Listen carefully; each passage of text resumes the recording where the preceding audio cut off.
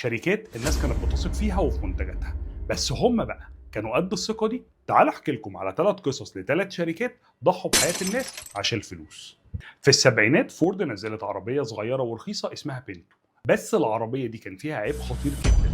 تانك البنزين قريب جدا من الاكسدام الخلفي، وعشان كده لو العربية دي عملت أي حادثة خلفية بتنفجر على طول.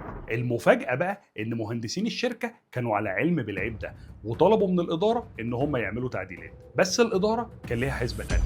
الإدارة حسبت تكاليف التعديل ده ولقوا إن تكاليف التعديل أكتر بكتير جدا من إن هم يدفعوا تعويضات لو حصل وفيات، وعشان كده سابوا العربية زي ما هي. وبعد حوادث كتير وناس ماتت كتير الموضوع اتفضح في الصحافة، واترفعت قواضي في المحاكم اللي حكمت بتعويضات بالمليارات، غير ان العربيه اتسحبت من الاسواق. في التسعينات جونسون اند جونسون نزلت بودره اطفال وكانت اعلاناتهم كلها بتتكلم على الامان، بس بعد كده ظهرت تقارير بتقول ان البودره دي فيها ماده الاسبستوس المسرطنه. المفاجاه انهم اكتشفوا وثائق موجوده في الشركه بتقول ان الشركه كانت على علم بالموضوع ده من السبعينات، بس كتموا على الادله عشان يحافظوا على مبيعاتهم. المحكمه حكمت بمليارات الدولارات كتعويض، غير ان المنتج اتسحب من اسواق امريكا وكندا.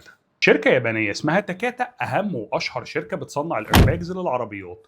الإيرباج بتاعهم كان فيه مادة متفجرة اسمها أمونيوم نايتريت، المادة دي كانت بتنفجر لوحدها بسبب الحرارة والرطوبة وبتطلع شظايا معدنية قاتلة. حصلت تحقيقات كتير في الموضوع بسبب كمية الوفيات اللي حصلت بسبب الإيرباجز اللي بتضرب لوحدها في آسيا وفي أمريكا، واكتشفوا مفاجأة.